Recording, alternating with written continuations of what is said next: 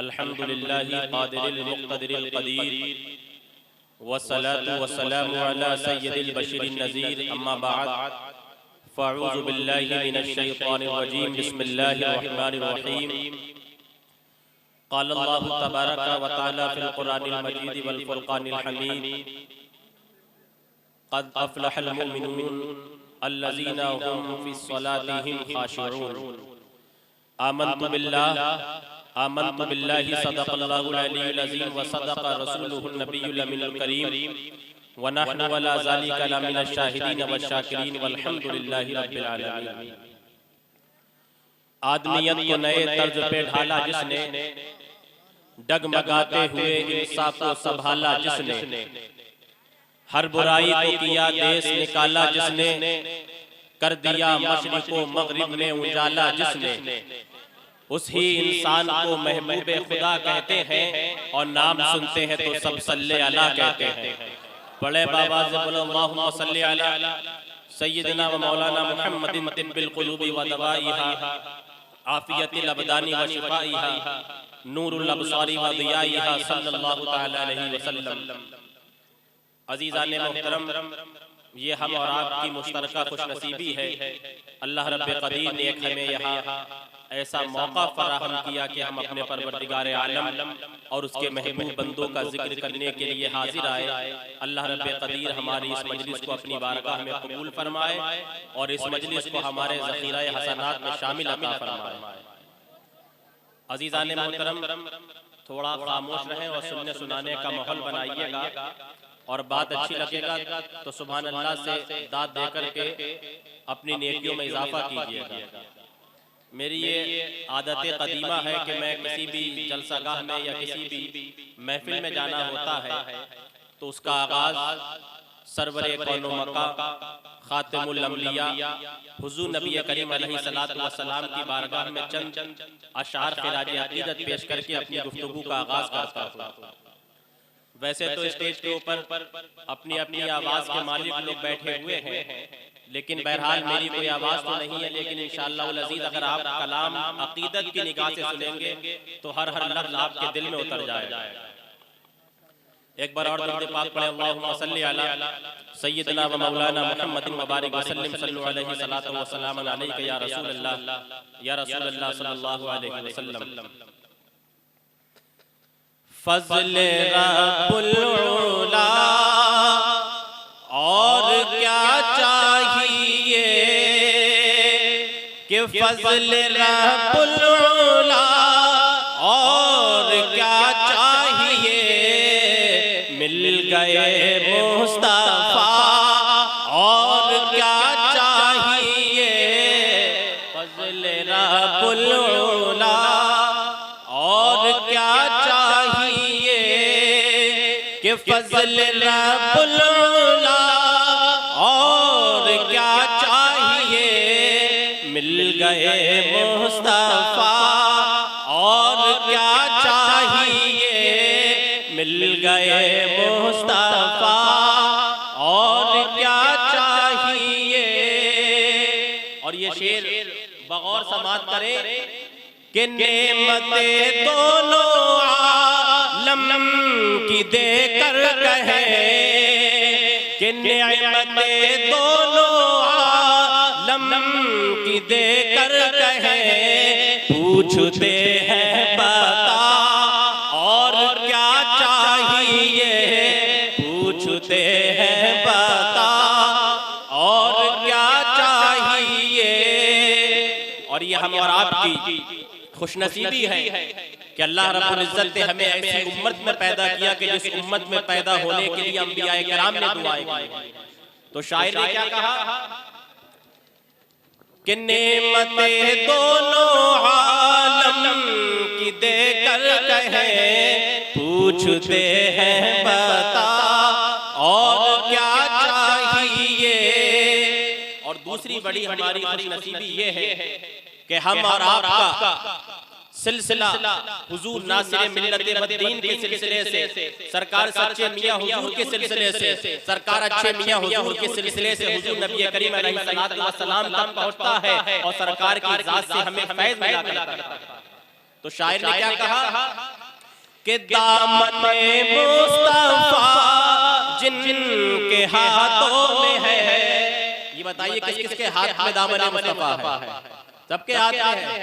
तो अब शेर सुनिएगा कि दामने मुस्तफा जिनके हाथों में है, उनको रोज़े जज़ा और क्या चाहिए, उनको रोज़े जज़ा और क्या चाहिए।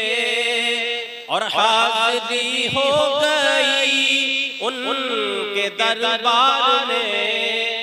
ये हर मुसलमान की अपनी खुशनसीबी है कि जिसकी हाज़िरी हुज़ूर नबी करीम अलैहिस्सलातु वस्सलाम की बारगाह में हो जाती है, तो उसको बारगाह रिसालत से क्या पैगाम मिलता है। अल्लाह के नबी इरशाद फरमाते हैं मन ज़ारा क़ब्री वजबत लहू शफ़ाअती, कि जो मेरी कब्र की ज़ियारत कर लेता है मेरी शफ़ाअत उसके ऊपर वाजिब हो जाया करती है।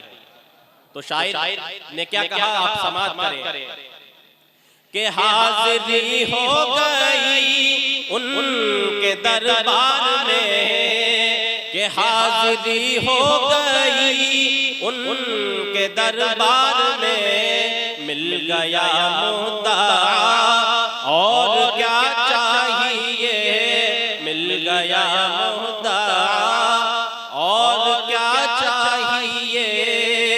और है सिकंदर सना खान शाहे उम्म। आज हम और आप किस चीज पे फख्र करते हैं?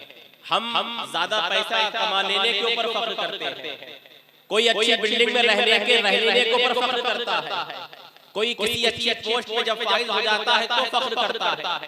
लेकिन एक आशिक़ रसूल किस बात पे फख्र करता है? शायर क्या कहता है कि है सिकंदर सना खान शाहे उम्म, है सिकंदर सना खान शाहे उम्म।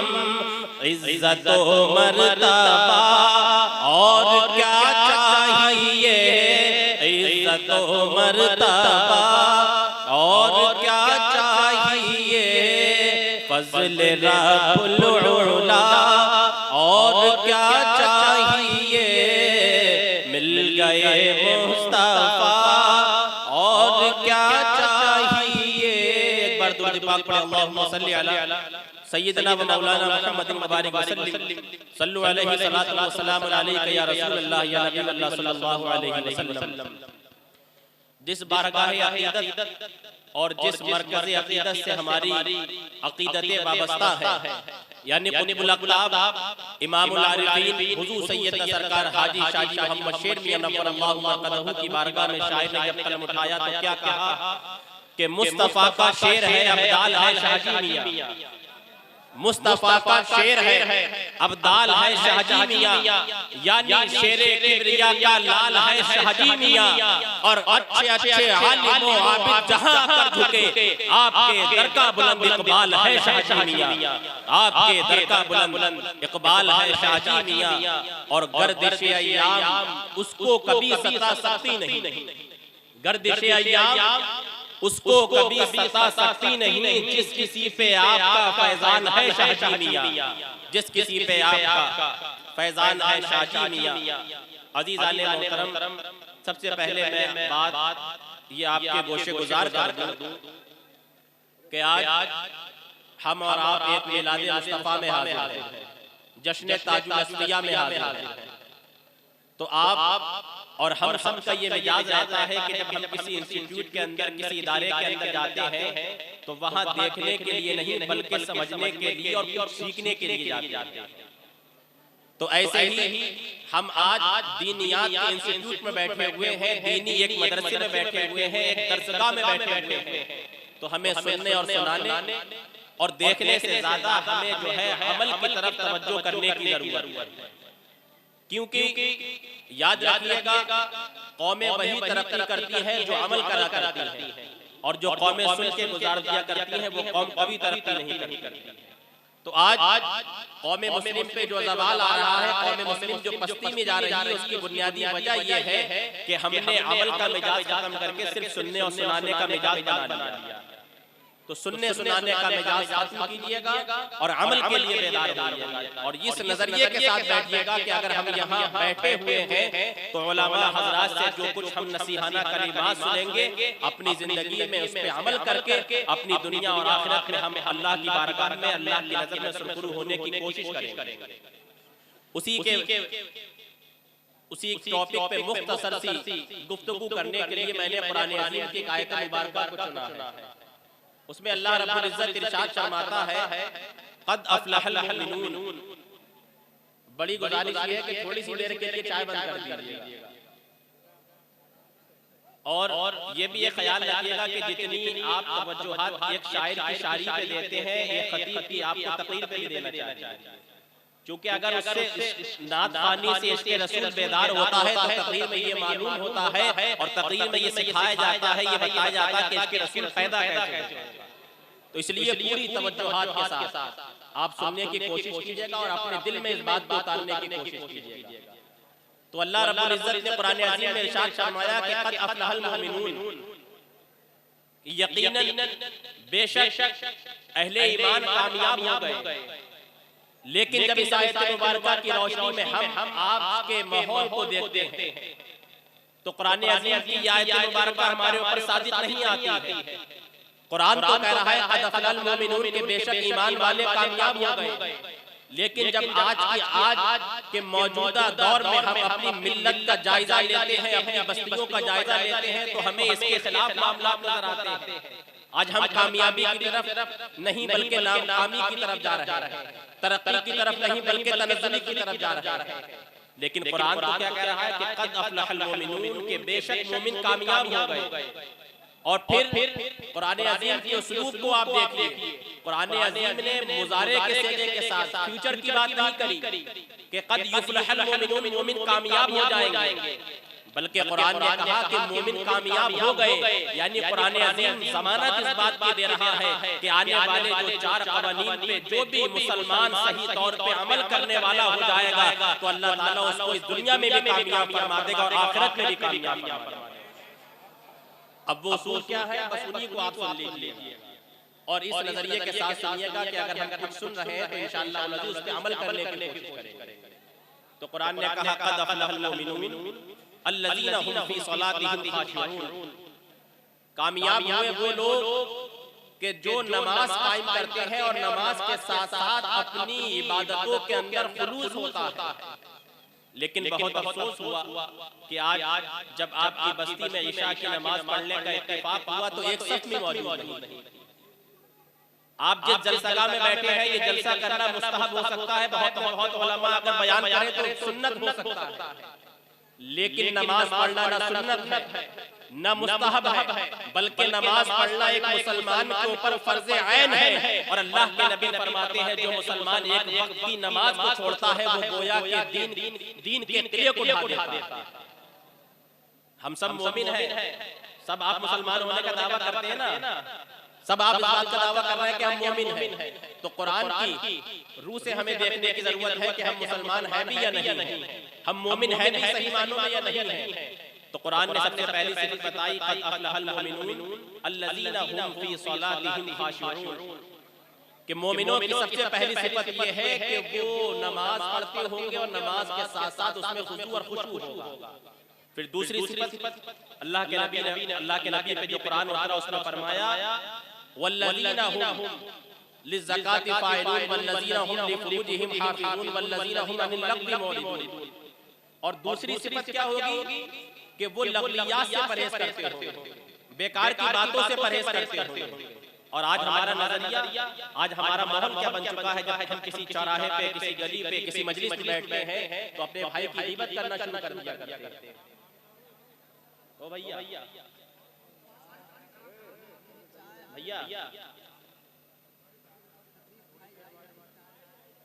पता लगे पूरी तकरीर चाय के नजर ना हो जाए। तो आप सुनना है कि नहीं सुनना है? तो मैं अभी तक आपको 2 उसूल बता चुका हूँ।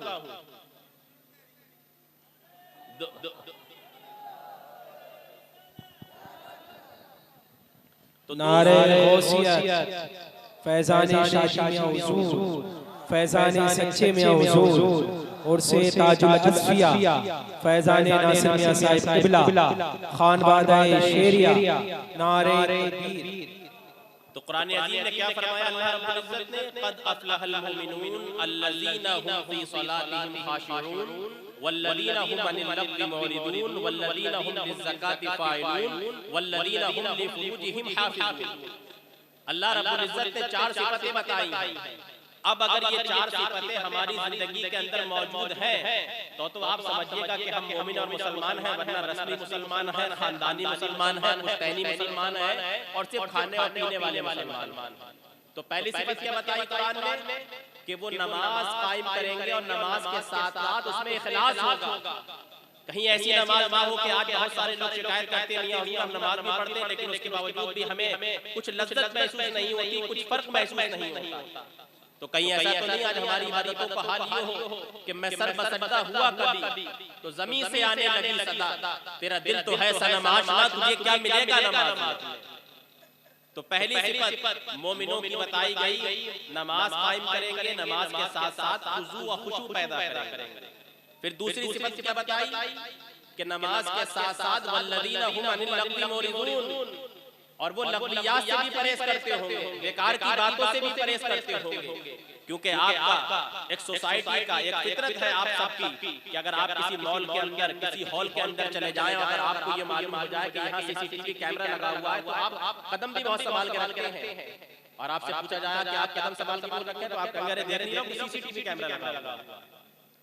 तो जो किसी मॉल के अंदर, किसी हॉल के अंदर, किसी होटल के अंदर सीसीटीवी कैमरा लगा हुआ उसमें मुमकिन है कि वो ऑफ हो, मुमकिन है कि उसकी 2, 4, 10, 20 साल के बाद हार्ड डिस्क खराब हो सकती है, लेकिन इस नजरिए से अपनी जिंदगी से लग़्वियात को निकाल दो कि अल्लाह ने जो तुम्हारे दाएं और बाएं क़यामत कातिबीन बिठाले हैं, न इनके कभी कलम की स्याही खत्म हो सकती है और न रजिस्टर के वर्क खत्म हो सकते हैं। इस नजरिए के साथ जब आप परहेज करेंगे, ज़बान का सही इस्तेमाल करेंगे तो अल्लाह ताला आपको कामयाबी देगा। शायर मशरिक़ ने कहा कि मिट जाए गुनाहों का तसव्वुर ही जहां से इक़बाल, मिट जाए गुनाहों का तसव्वुर ही जहां से इक़बाल, गर हो जाए यकीन के खुदा देख रहा।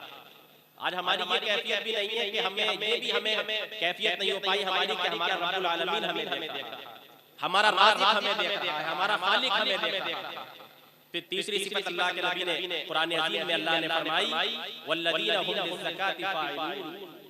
तीसरी सिफत ये है कि जो मोमिन होंगे, आप सब जब अपना चेहरे को आपको देखना होता है कि चेहरा हमारा सफेद है या काला, तो आप क्या करते हैं? आईने का सहारा लेते हैं कि आईने के अंदर आप आइडेंटिफाई कर लें, अपने आप को जांच लें कि हमारा चेहरा सही है भी कि नहीं। तो ऐसे ही मोमिनों को अपनी दीनी और दुनियावी जिंदगी को जांचने के लिए अल्लाह ने कुरान का आईना दिया है कि ऐ कुरान के आईने में मोमिनों देख लेना कि तुम मोमिन भी हो के नहीं, तुम मुसलमान भी हो के नहीं। कहीं ऐसा तो नहीं तुम्हारा हाल ये हो कि वज़ा में तुम हो नसारा के तमद्दुन में हुनूद, ये मुसलमान है जिन्हें देख के शर्माए यहूद। यूं तो सैयद भी हो, मिर्जा भी, अफगान भी हो, तुम सभी कुछ हो बताओ तो मुसलमान भी हो। वो मुअज़्ज़ज़ के ज़माने में मुसलमान होकर तुम ख्वार हुए तारीख़ कुरान हो। तो ऐसा तो नहीं कि हमारी कैफियत ये हो चुकी हो। तो इसलिए हमें कुरान के आईने में अपनी सूरत देखने की जरूरत है कि हम मोमिन हैं भी कि नहीं। हम जो मोमिन होने का दावा कर रहे हैं और लोगों में चर्चा कर रहे हैं कि हम मोमिन हैं, मुसलमान हैं, तो कुरान के आईने में तो देख लिया मुसलमान है, मोमिन नहीं। अगर है तो अल्लाह का शुक्र अदा कीजिएगा और नहीं है तो उसकी बारगाह में अपनी ज़मीन नियाज़ को झुका दीजिए और परवरदिगार आलम की बारगाह में ये दुआ कीजिए कि मौलाए करीम तू हमें कोई दौलत दे या मत दे, लेकिन इस्लाम वाली जिंदगी और ईमान वाली दौलत मयस्सर फरमा। ये हो गई 3 सिफतें। फिर चौथी सिफत अल्लाह ने इरशाद फरमाई वल्लज़ीना हुम लिफ़ुरूजिहिम हाफ़िज़ून। चौथी सिफत मोमिनों की क्या है कि वो अपनी शर्मगाहों की हिफाजत करते हैं।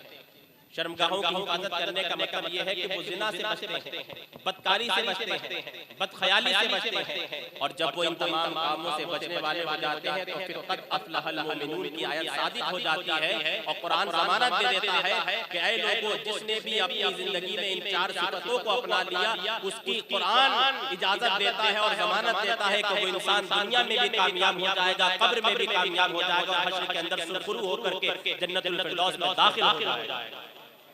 फिर 5वीं सिफत कुरान आगे फरमाता है वल्लज़ीना हुम लिअमानातिहिम वअदहिम राऊन। 5वीं सिफत क्या है कि वो अमानतदार होते हैं, अपनी अमानतों को जब कोई उनके पास रख देता है तो मुकम्मल तौर पे देने की कोशिश करते हैं। मुमकिन है कि मैं ये बातें बयान कर रहा हूँ, आप कह रहे पता नहीं क्या बात बयान कर रहा, हमारे समझ में नहीं आ रही। इन बुजुर्गाने दीन का बस्तियों में आने का मकसद, हमारा बुजुर्गों से मुंसलिक होने का मकसद यही है कि हम अपना ईमानी मुहासिबा करें कि हम बुजुर्गों के बताए हुए अक़वाल पे खरे उतर रहे भी हैं कि नहीं। कहीं ऐसा ना हो कि हमने दुनिया में जो शाहजी मियां हुजूर के इसके बहुत दावे लगाए और बहुत नारे लगाए और कल शाहजी मियां हुजूर क़यामत में ये ना कह दे कि ऐ दिल्ली के मुसलमानों, मेरी रसूल की आंखों की ठंडक नमाज थी, तुमने नमाज को क्यों तर्क किया। तो इस नजरिए से सुनिएगा। तो 5वीं सिफत क्या हुई?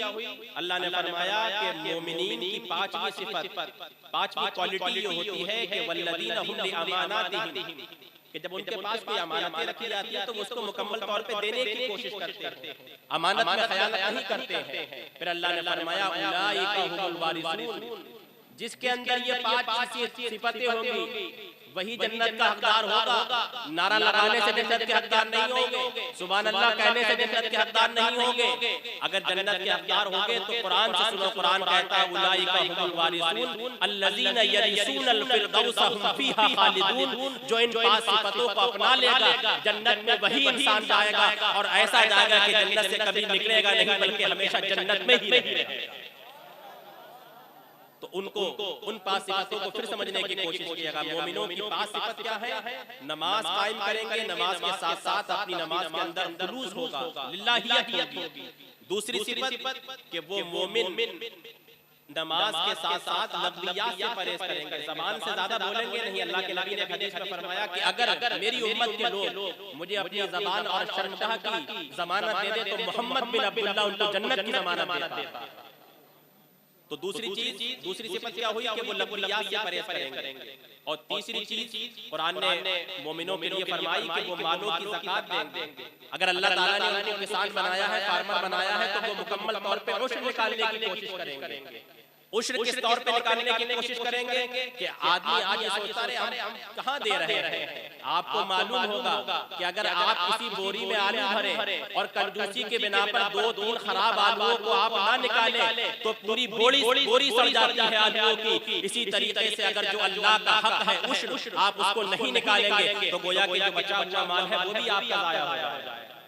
तो तीसरी सिफत कि वो लोग अपनी ज़कात मुकम्मल तौर पे निकालते हैं। और फिर चौथी सिफत क्या कुरान ने बयान फरमाई कि वो अपनी शर्मगाहों की हिफाजत करते हैं। और 5वीं चीज कुरान अज़ीम ने बयान फरमाई कि वो जब अमानत उनके पास कोई रखी जाती है तो उसकी मुकम्मल तौर पे पाबंदी करते हैं और उसको अदा करने की कोशिश करते हैं। अल्लाह ताला की बारगाह में दुआ करें कि मौला करीम हम सबको इन 5 बातों पे और इन 5 उसूलों पे हर वक्त जिंदगी के हर मोड़ हर कदम पर पेशे नजर रखने की तौफीक और रफीक अता फरमाए। और जब बात मुसलमानों की चल रही है तो एक मुख्तसर सी हदीस में आपके गोशेगुजार और कर दूं। आप सब लोग मुसलमान हैं, मुसलमान होने का दावा करते हैं तो आइए जिस बारगाहे रिसालत से हमें ये उम्मीद है कि क़यामत के दिन कोई बख्शिश कराए ना कराए, रसूल अरबी हमारी जरूर बख्शिश कराएंगे। उन्हीं रसूल अरबी मोहम्मद सल्लल्लाहु अलैहि वसल्लम से हम पूछ लेते हैं या रसूल अल्लाह मुसलमान कौन है? हम सब मुसलमान हैं। तो गौर से सुनिएगा। जैसे जब कहीं कोई प्रोग्राम होता कहा जाता है कि स्टूडेंट तवज्जो सुनिएगा तो सारे लोग मुतवज्जो हो जाते हैं। तो जो मुसलमान हैं इसमें वो हमतन बोझ होकर के मुतवज्जे तरीके से सुने और उन बातों को अपने क़ल्ब में उतारने की कोशिश करें। अल्लाह के नबी एक जगह हाजिर थे, सहाबाए किराम मौजूद थे। अल्लाह के नबी ने फरमाया मेरे सहाबा ये बताओ कि मुसलमान की मिसाल कौन से दरख्त की तरह? मुसलमान की मिसाल कौन से दरख्त की तरह? सहाबा ने कहा या रसूल अल्लाह मुसलमान की मिसाल आम के दरख्त की तरह है, या रसूल अल्लाह मुसलमान की मिसाल अमरूद के दरख्त की तरह है। लोग बताते रहे लेकिन नबी करीम इनकार फरमाते रहे। लेकिन उसी मजलिस के अंदर एक सहाबी रसूल जिनको हजरत अब्दुल्ला कहा जाता है बैठे हुए थे। सरकार की बारगाह में अर्ज किया, फिदा का दी व उम्मी या रसूल अल्लाह, अगर गुस्ताखी माफ हो तो मैं आपके सवाल का जवाब दे सकता हूं। अल्लाह के नबी ने फरमाया क्यों नहीं, बेशक। तो फरमाया या रसूल अल्लाह, मुसलमान की मिसाल खजूर के दरख्त की तरह। किसके दरख्त की तरह है? खजूर के दरख्त की तरह। अब सवाल ये पैदा होता है, या रसूल अल्लाह सल्लल्लाहु अलैहि वसल्लम, इस दुनिया के अंदर आम का भी दरख्त है, इस दुनिया के अंदर दीगर दरख्त है, पाखड़े हैं, पेड़ है, लिप्टिस है, पॉपुलर है, लेकिन या रसूल अल्लाह, जब आपने मुसलमान को तशबीह दी तो ना अमरूद के पेड़ से दी, ना आम के पेड़ से दी, बल्कि अगर तशबीह दी तो खजूर के दरख्त। किससे दी? खजूर के दरख्त। अब आप मक्का की सरजमीन पे जाइएगा और खजूर के पेड़ की जो अलामतें होती हैं, जो उसकी फजीलतें होती हैं, जो उसकी खुसूसियात होती हैं, उनको मुलाहिजा। अरब के अंदर ये दस्तूर है, जब आप लोग हरमैन शरीफैन तय्यबैन की ज़ियारत से मुशर्रफ होंगे तो आप देखेंगे कि वहाँ जो गरीब लोग होते हैं, जिनके पास पैसे की किल्लत होती है, वो लोग खजूर की टहनियों को निकाल करके अपनी छतों पर डाल लेते हैं। बाज लोग जब उनके पास देखते हैं कि मालो ज़रब नहीं बचा, तो वो जो खजूर का तना होता है उसको काट करके अपने एक पेड़ के तौर पे लगा लेते हैं, और जब वो बेकार हो जाता है तो उसको बीच में से काट करके मस्जिद के लिए वुजू खाना बना लेते हैं। और खजूर के तो फवाइद का मुकाबला ही नहीं। तो मालूम ये हुआ कि खजूर का दरख्त पत्तों से लेकर के जड़ तक इंसान के फायदे के लिए है।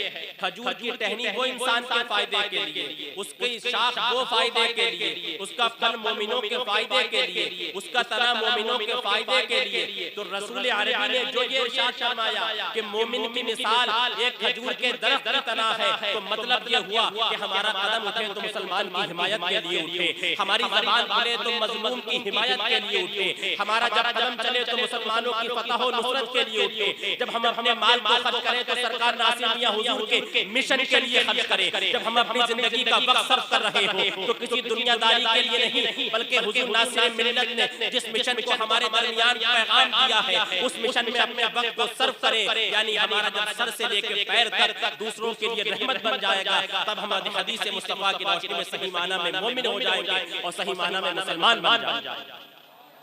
तो अल्लाह ताला की बारगाह में दुआ करें कि मौला करीम हमें सही माना में मुसलमान बनने की तौफीक अता फरमाए, और मौला करीम जो हमने कुछ मुख्तसर वक्त में मुख्तसर सी गुफ्तगू सुनी, मौला करीम इसको हमारे ज़ख़ीरा हसनात में शामिल अता फरमाए। इन अशार के साथ मैं अपनी गुफ्तगू को खत्म कर रहा हूँ कि या रसूल अल्लाह सल्लल्लाहु अलैहि वसल्लम, छोड़ के आपका दामन रहमत आका हमसे भूल हुई। आज हम में से इधर से लेकर उधर तक, दाएं से लेकर बाएं तक सब दामन मुस्तफा को छोड़ बैठे, नारे कितने लगा कि या रसूल अल्लाह, छोड़ के आपका दामन रहमत आका हमसे भूल हुई, खोदी अपनी कद्र व कीमत आका हमसे भूल हुई। और या रसूल अल्लाह सल्लल्लाहु अलैहि वसल्लम, बन गए सीमो ज़र के बंदे, तन के उजले मन के गंदे। या रसूल अल्लाह, आज तो हम पैसे के पुजारी बन गए हैं, आज तो हम बिल्डिंगों के पुजारी बन गए हैं, आज तो हम हसब व नसब के पुजारी बन गए हैं, और तन के मजले, तन के उजले मन के गंदे। आज हमारा बातिन तो इतना साफ है कि अगर 1 किलोमीटर से हमारे मुंह जंग लग जाए तो दूर से दिख जाती है, लेकिन हमारा बातिन इतना गंदा है कि कोले से ज्यादा काला है। तो कहा या रसूल अल्लाह, बन गए सीमो ज़र के बंदे, तन के उजले मन के गंदे, लुट गई हमसे फख्र की दौलत, आका हमसे भूल हुई। और या रसूल अल्लाह सल्लल्लाहु अलैहि वसल्लम, दुनिया के ठुकराए हुए हैं, तेरे दर पे आए। आज हम सबको हर एक दर से ठुकराया जा रहा है, लेकिन सिर्फ 3 चौखटे ऐसे हैं कि जहां ना आज से 1400 साल पहले कभी ठुकराया गया था और ना सुबह क़यामत तक ठुकराया जाएगा। सबसे पहली दहलीज अल्लाह की दहलीज है, दूसरी दहलीज मोहम्मद रसूलुल्लाह की दहलीज है, और तीसरी दहलीज आपके पीर मुर्शिद की दहलीज है कि जो भी बंदा मोमिन सिद्क़ दिल के साथ अपनी खाली झोली को लेकर के जाता है, अल्लाह ताला की रहमत से मुर्शिदाने इज़ाम उसकी खाली झोलियों को भर दिया। बेशक। तो कहा या रसूल अल्लाह, छोड़ के आपका दामन रहमत आका हमसे भूल हुई। या रसूल अल्लाह सल्लल्लाहु अलैहि वसल्लम, दुनिया के ठुकराए हुए हैं, तेरे दर पे आए हुए हैं, खोल दे अपना बाबे रहमत आका हमसे भूल हुई, खोल दे अपना बाबे रहमत आका हमसे भूल हुई। शाहजी मियां के फैज़ का दर है खुला हुआ, दर पर उम्मीदवारों का मेला लगा हुआ, आस्ताने से हजारों आज भी हैं फैज़याब, कम नहीं होती कभी दौलत मोहम्मद शेर की। वक़ुल क़ौली हाज़ा अस्तग़फ़िरुल्लाह ली व लकुम व लिसाइरिल मुमिनात इन्नहु हुवल गफ़ूरुर रहीम। अस्तगफिरुल्लाह रब्बी मिन कुल्लि ज़ंबिन व अतूबु इलैहि व अक़ूलु ला इलाहा इल्लल्लाह मुहम्मदुर रसूलुल्लाह सल्लल्लाहु अलैहि वसल्लम।